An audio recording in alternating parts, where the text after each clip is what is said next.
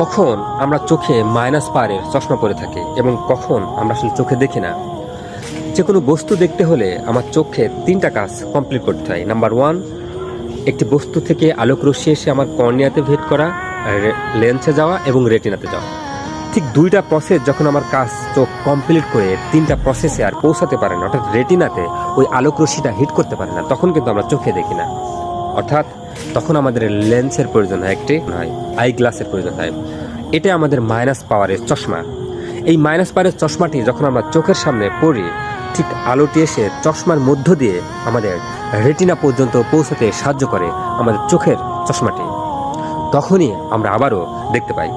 তা যখনই আপনার চোখ কোনো জিনিস দেখতে পাচ্ছে না, দেরি না করে ডাক্তারের কাছে যেয়ে আপনার সমস্যাটি খুলে বলুন। নয়তো দেরি করলে রেটিনাতে বেশি সমস্যা হয়ে গেলে আপনি অন্ধত্বও বরণ করতে পারেন।